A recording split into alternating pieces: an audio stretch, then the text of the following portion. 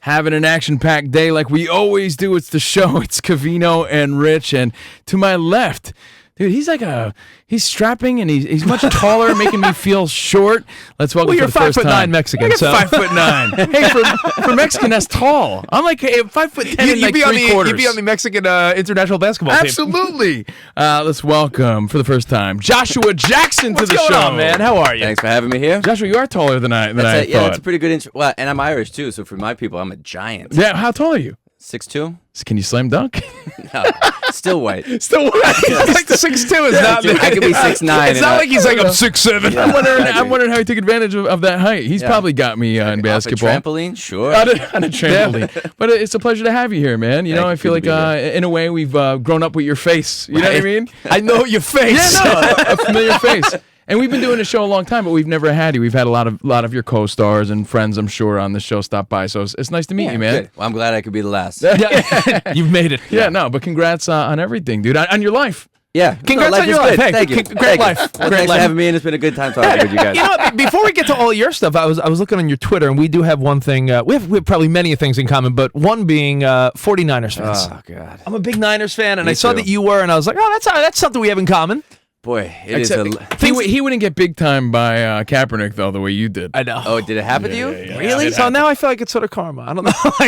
Well, here's the thing. So Kaepernick's going to almost certainly end up someplace else next year, right? Yeah, seems like it. So we're going to keep the wrong coach and the wrong quarterback and the wrong everything at the top end of that organization. We're going to trade away the guy who just 2 years ago was the future of the franchise, probably to a coach in Philadelphia who is going to turn him into a monster instead of just getting the coach from Philadelphia and rebuilding our team. It's So you believe in Kaepernick, huh? Right? He had the potential. He's got the skill set. It does, yeah. It's like Didn't go not like away. he hit his head, right? Right. Well, he did hit his head because he's a football player, but it's not like that just fell out of his foot one true. day, right? So what changed? Okay, yeah, the confidence went away a little bit. Last year, the team just wasn't as good. Key injuries all up and down through that roster. And they lost 2 games on the goal line, so they could have been 10-6. So it's not like they were an 8-8 shitty team. Yeah. Exactly. And then, I don't know what happened, but we decided that Jim Harbaugh, I get it, crazy, Right. but crazy and winning is better than like, good guy you take out for beers and terrible. It's a bummer, man. I'm glad you could relate as a Niners fan because I thought we were set up as fans for a nice Me too. run. Like, Hey, the next 5 play, it's we going to be like suffered our for this. childhood again. Yes, exactly. They suckered us in when we were kids. We were like, oh my God, we're going to be great every Joe year. Montana's we're my in contention hero. every year. This is Joe Montana to Steve Young. They Yeah. got 2 eras back to my back. God. And then we had the rest of the 90s and the 2000s and the early 2010s. And suddenly you're like, oh, we could be a football team again. This is great. And no, that had to go. Have you been tuning in though this year, or did you kind of fade away like Rich did? I haven't faded You away. faded away a little bit. I mean, I'm not saying you're a front runner, but you but I did mean, fade away. how a about little bit. Here's how I justify it for myself. Usually Sunday is sort of a blocked out day. But now if I've got like chores to do, I'm like, well, I guess as a responsible adult, I have to find something else to do. You know, this is how I know I'm not mentally in it because I'm still rooting. I'm still in it, but I will occasionally bet against the Niners. But not that's tough. I did it one time this year. I did a tease bet last week where they had the Cardinals -2 in a tease, and I was like, oh, God. Cardinals -2? Yeah, they were -9, and -8, and I teased it down to -2, and I was like, I mean, I want the Niners to win, but I mean, the Cardinals are going to win by a field goal. Do you really want the Niners to win? Like, do you really want us to commit to the Blaine Gabbert era? It's a tough question. Right. I mean, at this point, like, if Kaepernick is almost certainly gone, I'm not saying Blaine Gabbert's not a decent quarterback, but he's not the guy. I know. And the quarterback position is not the issue. It's so painful. You know, one last thing about the Niners, because we got so many other things to get to, but Yeah, I feel because I could talk Niners all day I with can you. do this but all day. But I will say that I feel bad for any kid that had any jersey. If you rewind, God. 2 or 3 years, every kid you went to Candlestick before they went to the number 21, Frank Gore, that jersey retired. Hey, Patrick Willis. All these number 7 jerseys, that'll work. Like every We can still wear the Davis jersey. Alex Smith. Yeah. I mean, the Vernon Davis jersey. Yeah. Vernon Davis Well, you jersey. can wear your name's Vernon Davis. Davis. No, but I just- Michael Crabtree. I know. Pick him. Gone. Aren't you glad you only paid $25 bootleg from that from Chinese website? Japanese website, $20 jersey. Thank God. Because what do you have? A patent jersey? What jersey do you have now? Oh my God. Hey, Joshua Jackson's here. How do you use your celebrity in the sports world? Do you ever, sneak in there in the locker room? The only place that I would like to have sway, I have none. So the NHL, obviously, because of the Ducks thing, and I'm a massive hockey fan as well. The NHL is always incredibly generous and willing to. So you can go and skate around if you want to. I can't quite get that level, but I, like the New York, they're always inviting me. The only team that it really matters, which is the Canucks, my hometown team, nothing. No juice. I light my hair on fire, and they're like, sorry, box office is over there. They don't give a shit. Not at all. Wow, but you try though, right? All the time. Wow. He's a will call. Like, are you sure there's not tickets I'm here? calling them out on the radio again right now. I've called them out in Vancouver. No love. You're like, hey, Mighty Ducks, Yeah. Dawson's Creek, like The Affair, come on. Do you watch Showtime, something like that? Nothing, huh? Wow. That's bullshit, man. Did you go to the I'm going back to the Niners again. Did you go to the Super Bowl a few years back? I was there, and walking out of that stadium, I mean, it honestly could have very well been one of the top 5 saddest moments of my life. I know that sounds so stupid to say, Nope, but totally when you're that close and you see all the Raven fans cheering, it was one of the top 5. I was like, outside of a death or something, it was one of the saddest moments ever. It was like a fucking breakup death or something. And also, okay, so my version of that story, so my better half and I sometimes live in Paris, right? So when you're over there, the time difference, so it's like 2 in the morning when the game comes on. And then they remember where the fuses blew. Of course. Right? So I'm sitting there in the worst emotional state you can possibly imagine for 45 minutes. And then we decide to just play with our emotions because then we have a little comeback. Right. And then suddenly we got 4 chances from inside the 5-yard line with the best power running game of football. And we kind of... fucking blow it, yeah. So yeah, I feel you. Trust me. There's nothing more pathetic than watching the sun come up in a foreign country with a misty tear in your eye.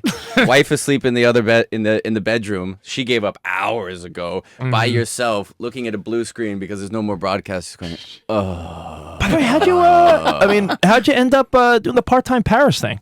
Well, she was there before we met. She was there, and then. So when we started dating, and then we were back and forth a lot, and yeah, Paris, why not? Yeah, what's that like living there? It's amazing. Yeah. I mean, right now, obviously, they're going through a tough time. I know. We're headed back in a couple weeks, but honestly, of all the places that I've ever been, New York was very resilient afterwards, and I feel like Paris is another one of those places. Like the people and the culture are vibrant enough that they're not going to allow that to step on their necks.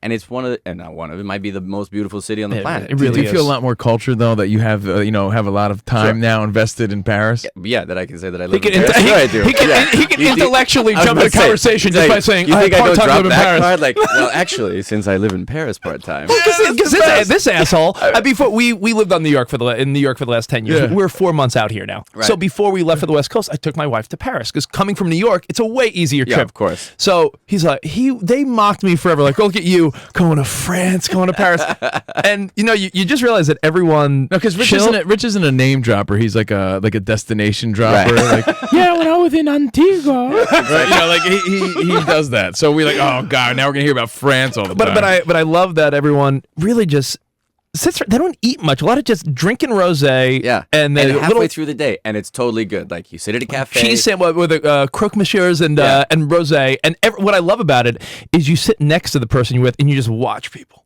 Yeah, people watching. The cafes, I mean, it's like this took a little getting used to, honestly. But the cafes, all the chairs are turned out. You're supposed to just watch. That's you don't the scene. sit looking Wow. at each Like other. if you and I were having a drink together, we'd be sitting next to each other, just watching people pass by.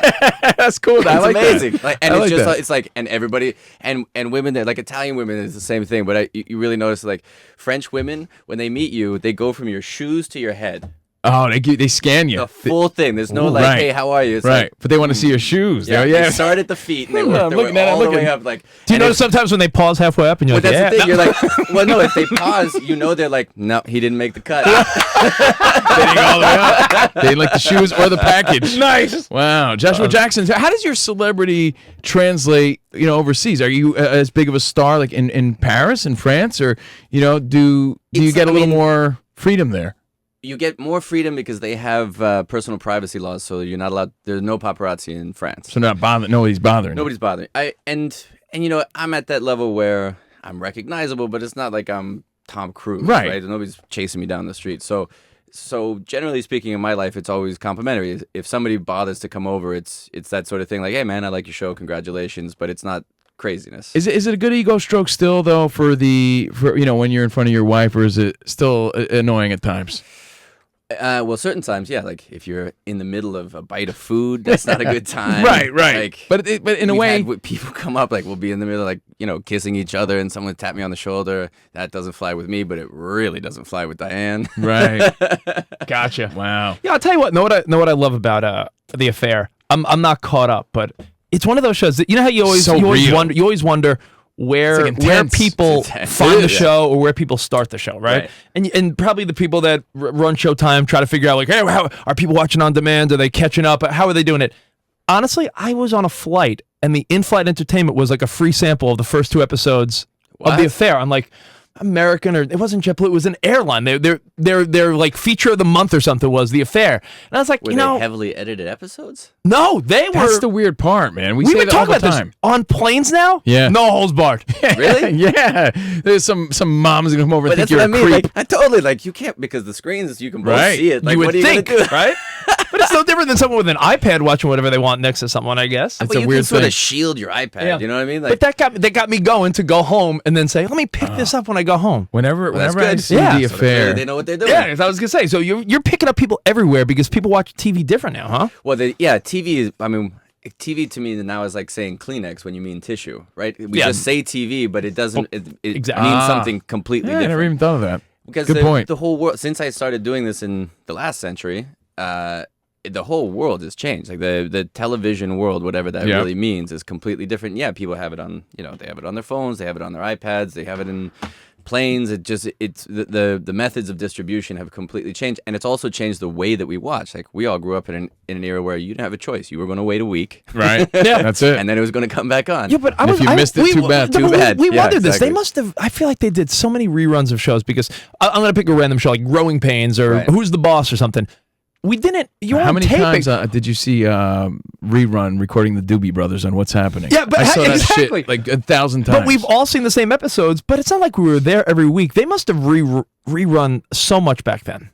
Well, I think, partially you could rerun things because there was no other option. Like, if you missed it, like, nobody really had a VHS where they were recording. No one's recording shit. Yeah, exactly. So that wasn't happening. My Uncle Joey still records shit on VHS.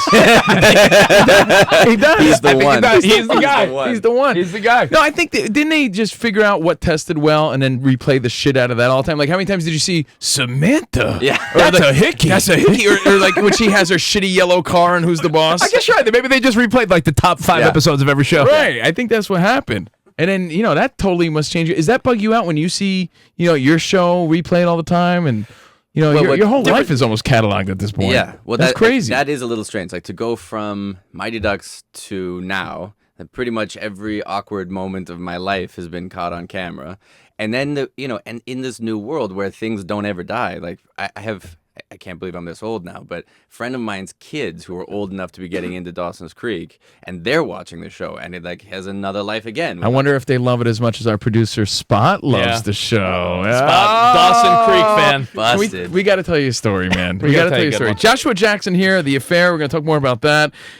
Hit him up on Instagram. What's your Instagram? Van City Jacks. Van City Jacks. Vancouver, man. Okay, so check this out. That's people proud of Vancouver. Isn't Ryan Reynolds like Van City Ryan or something? Yeah, I think so. Van City. Van City. You and him, Ryan Reynolds. That's our thing. Vancouver guys. We went to high school together. Did you really? They're in the Handsome Vancouver Club together. Well, dude, I want to get back to that too. But our producer Spot, this is funny. You're gonna like this.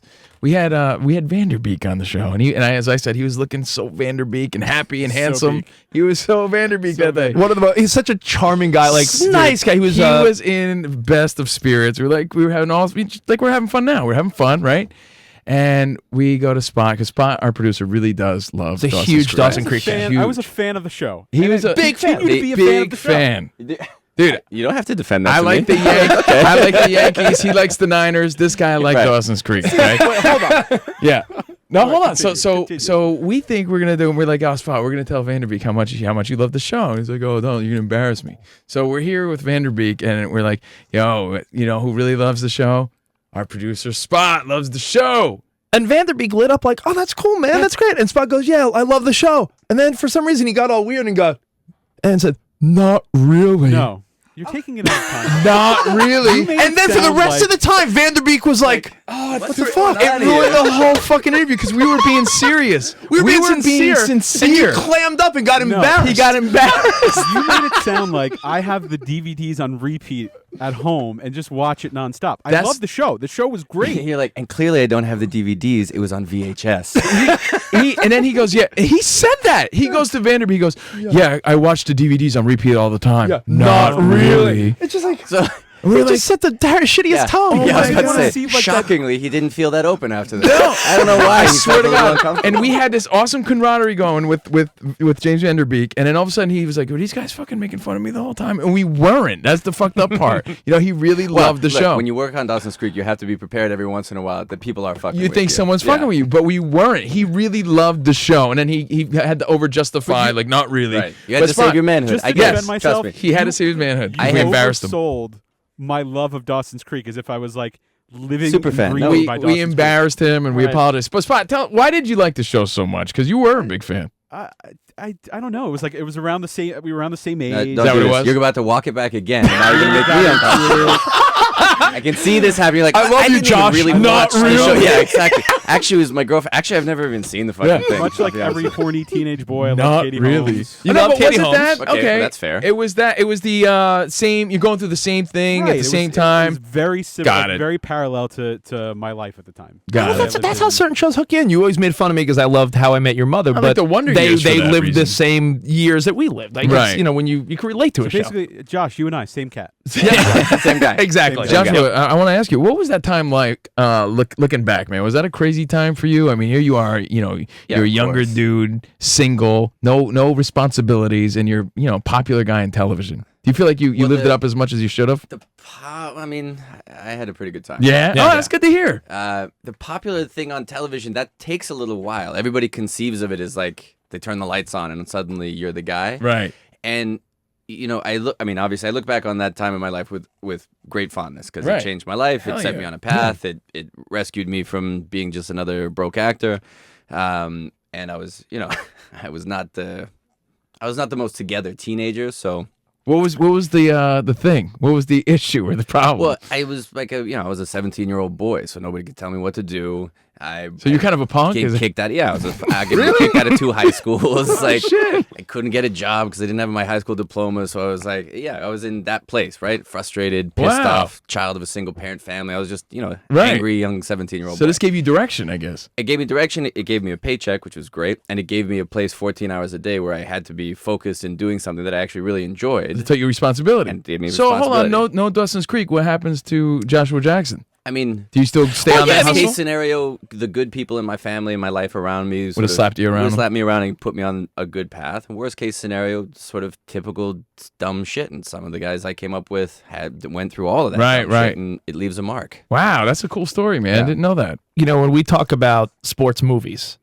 I always give props to the Mighty Ducks. I know. And you were, you know what it was? We're around the same age. I'm 36. You're 37. He's 30. We're like all in a row of grades. He was a little too old to really appreciate, he says, the Mighty Ducks the way I did. And I think that's bullshit. 2 years too old, probably. You know what it is? I just missed it. I'm 39. 39, I just missed it. Yeah. So I was like scamming ass. When trying. Exactly. I'm not going to see a kids movie, whatever. And I don't know how. Because the difference between 13 and 15 is huge.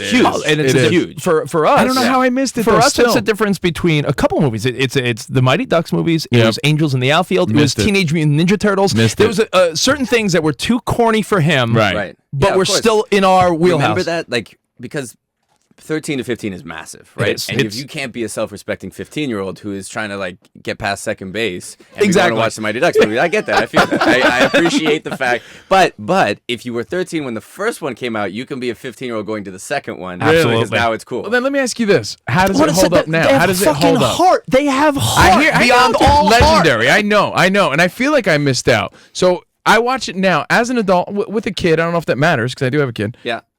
How does it hold up? My 6-year-old daughter, but still, I love kids. I'm a sentimental guy. Am I gonna like this movie now? I think I think it'll so work. that's something. Are you a hockey guy?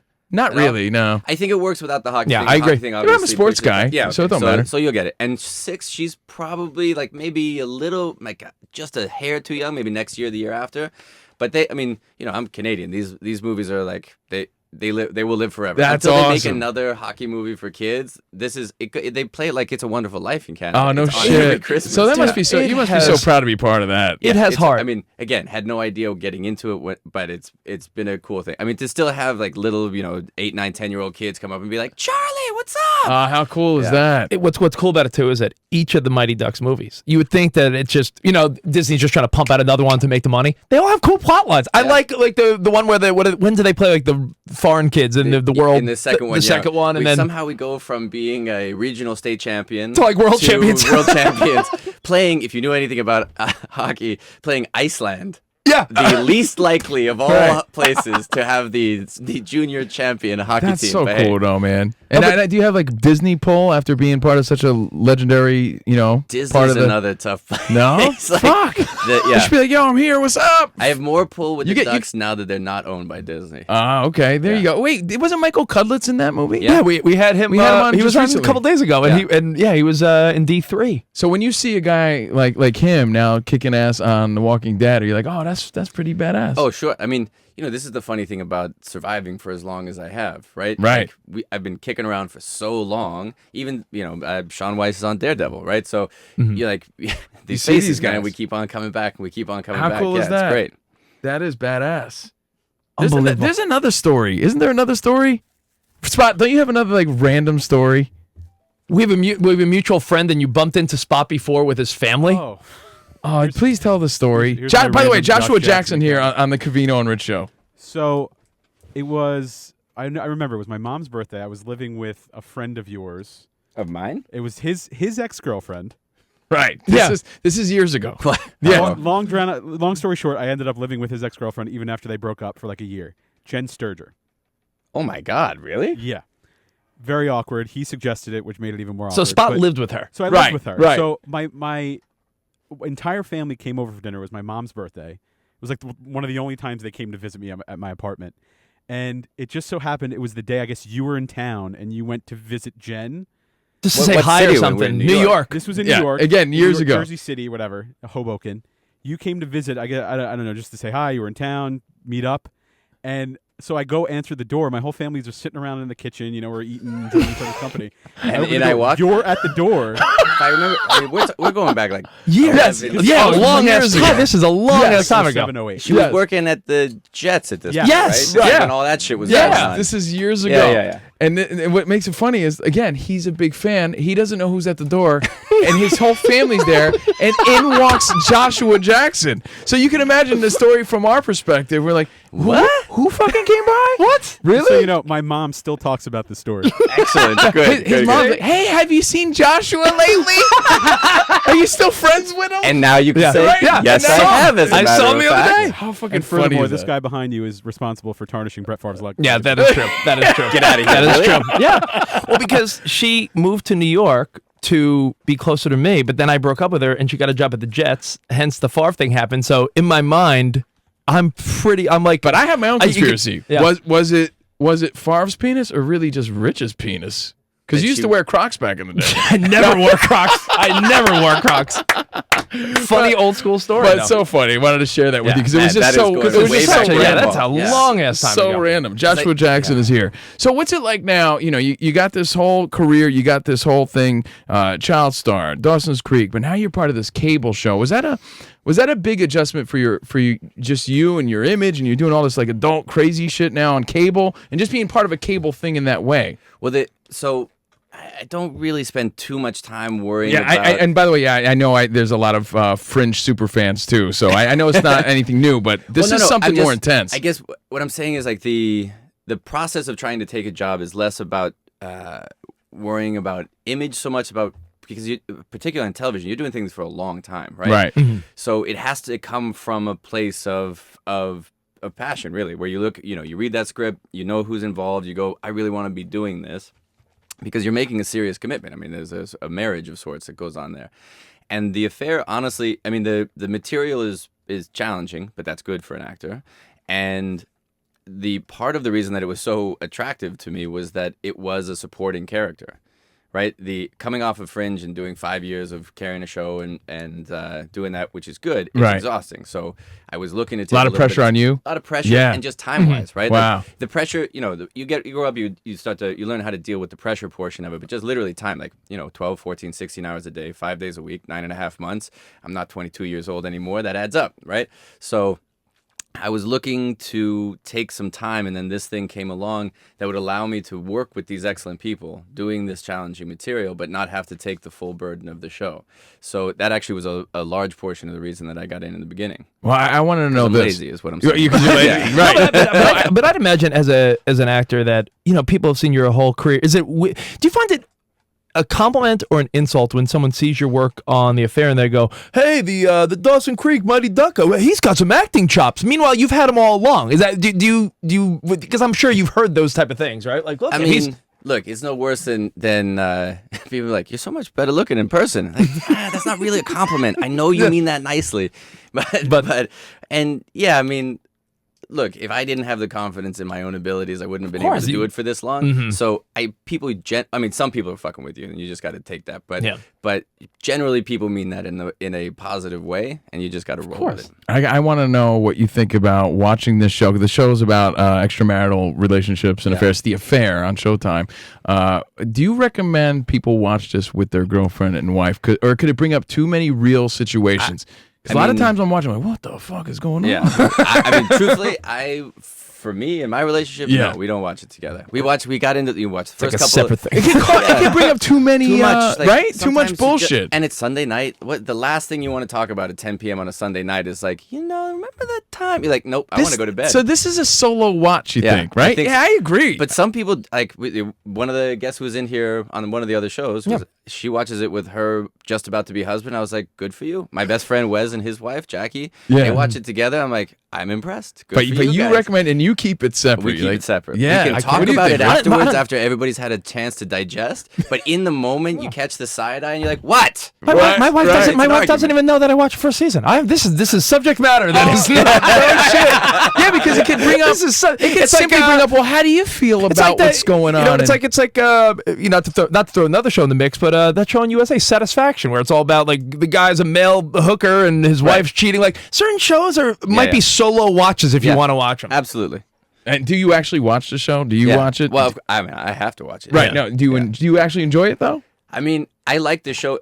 When you're watching, it's interesting. When you're watching your own half of the story, I'm watching that mostly analytically, right? To see things that I frankly didn't do right. It's mostly a critical watch. So that's less enjoyable. Right. But watching the other stuff, this is a very good group of actors, and I enjoy watching them work. So since the stories are so broken up, like 75% of the time I'm enjoying it, 25% it's me.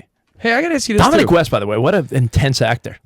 Well, the whole show, have you man, met him? Yeah. No. Couldn't be less like that. Really? Right? Yeah, Like, that's how good he is. Yeah, he's like he's the raconteur on set. He's keeping everything's lively and loose, and he keeps things moving. And then you say action, and that comes out of him. When you are watching the scenes you're in that are intimate, are you like looking at yourself like, do you critique your own performance, how you come across sexually? Well, you haven't watched the second season yet, but I start the beginning of the second season with like a big fat beer gut and like he's just messed up by his life. So probably not taking too many tips from that guy.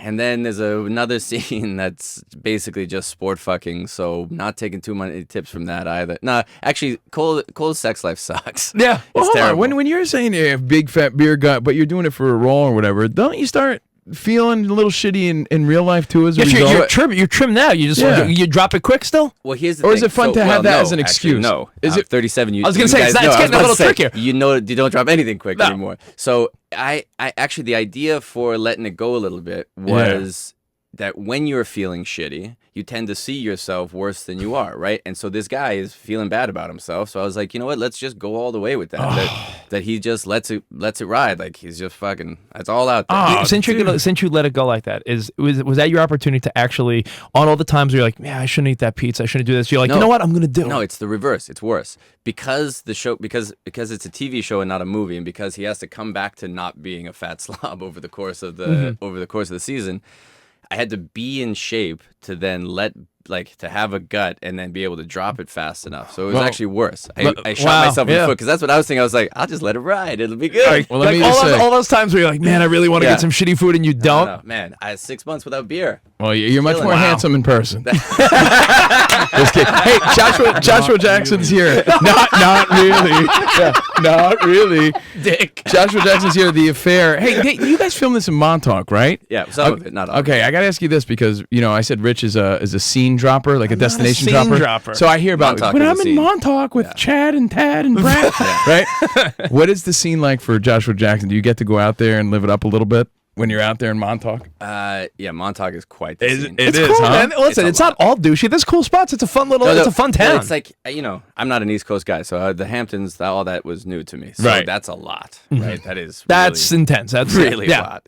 And Montauk is sadly headed that way, but it's not quite there yet. So if you want to have that like Hampton scene, the helicopter and Ferrari scene, those guys exist, but you don't have to do that, and it's much more relaxed. I compared Montauk. I said, I'm more of a hang out by the beach at a bar. Right. Where that's Montauk, where the Hamptons is more of clubs and fancy and this and that. Montauk still has charm to it. Yeah, Montauk is still a beach town, right? It's and there are still people who live there who work there, as opposed to all the Hamptons. I got think you. have just been Come there just for the summer. Exactly. I wanted to ask you this too because you brought up survival. And, we're out here on the West Coast, we're new, and we realize right away, wow, everyone's out here really just trying to make it. Hustling, They're on their hustle. Everybody's trying to do it. We feel fortunate that we came here with a job. Right. We were already doing radio. That's a better way to do it. Yeah. Right? We're on the radio. And we see people also talk about how it's tricky to make friends out here because everyone's got their own little thing going on. Yeah, and you don't know what everyone's agenda is all about or what their goal is and what's going on. Dude, you've lasted, like you said, a long time. So what was your secret? What's your secret to that? When everyone's trying to get that job, here you are, and you keep on getting that job. I mean, I'd like to believe that some of it's skill. Yeah, but definitely a lot of it, talent. Yeah, all right. There has to be some talent there, but a lot of it is just luck, right? The sequence of events that gets me to my first job is very specific, right? Right. So without that, my mother used to be a casting director. Yeah. There was a movie in Vancouver.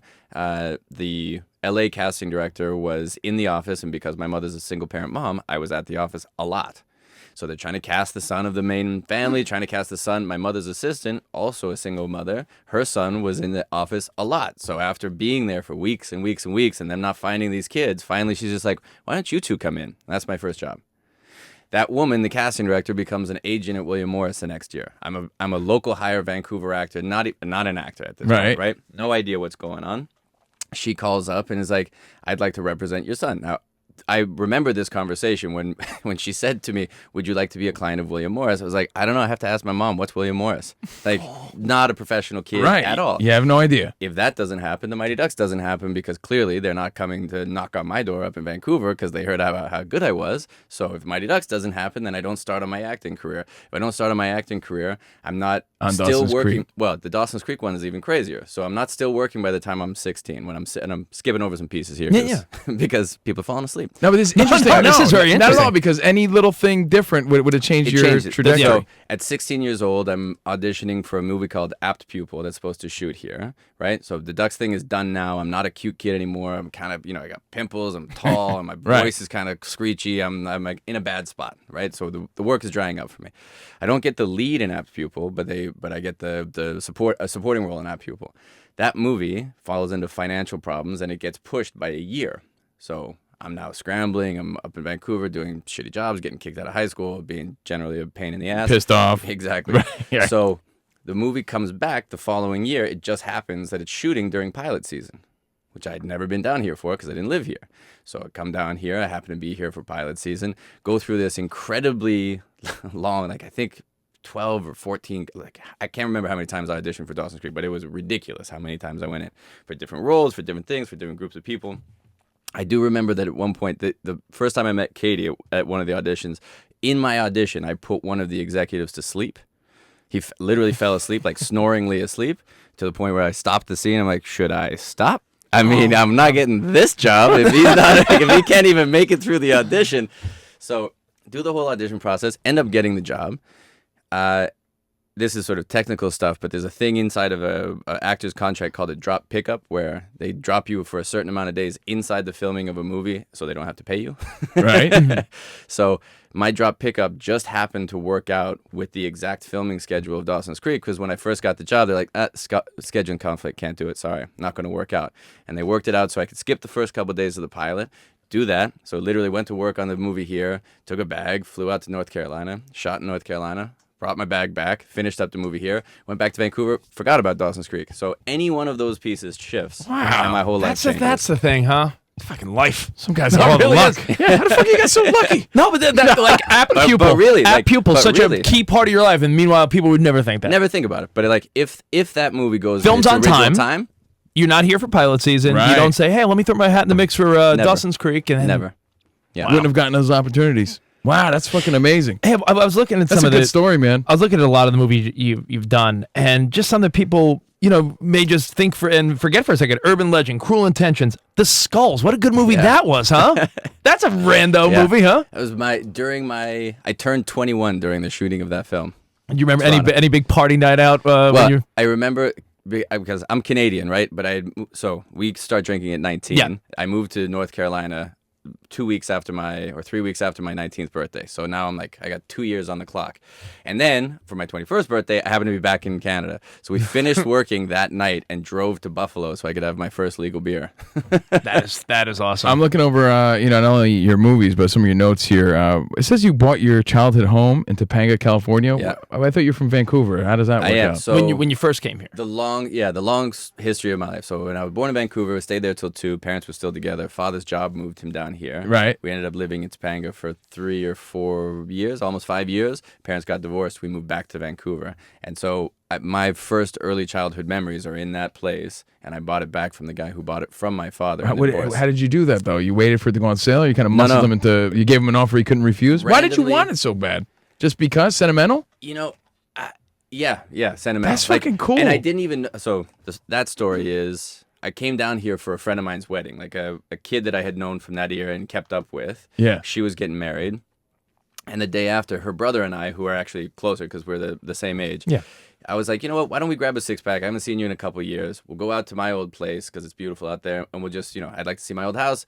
And then when we get there, the guy who had bought it from my father was standing on the porch. Do you say, hey, can I go inside? Actually, I was going to let it lie. Another thing, like one little thing changes, Right. life changes. And my buddy calls up. He's like, hey, it's my friend's old place. And he's like, oh, really? I was like, yeah, I put the sticker up there. That was my bedroom. No way. And he's like, oh, you mean in the dragon room? I was like, what? And the dragon, my mother's friend painted me this hippie, trippy dragon on my childhood bedroom, and he just left it on the wall. Shut the fuck up. And then, You left it. So I come over. So then I'm like, all right, man. Like, look, this is weird. I get it, but this is my house. I haven't been here since I was a little kid. We got a 6-pack. Can we split this with you? You mind like letting us in? And we'll just.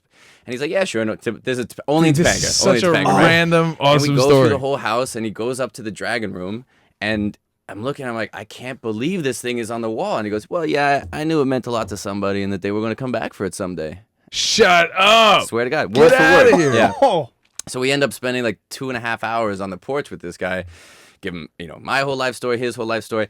And then at the end. Was he aware of you at this point? Not at all. No idea. clue. Yeah. Okay. And he's still like, even through the course of the conversation, I edited out to like, yeah, I'm working on a TV show. And Right. so that You part, guys are just hanging at this just point. hanging. Okay. And he'd been a pitcher for the Sox. His name's Arnie Costel.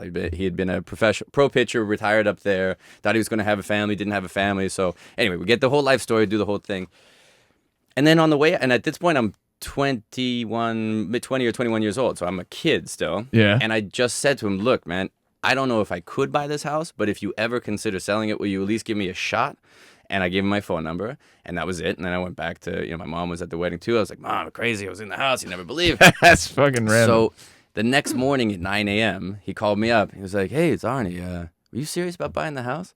I was like, well, yeah, if I could. He was like, well, could you? I was like, well, the part that I left out is like, yeah, maybe, depending. And he was like, okay, let's do that. It's yours.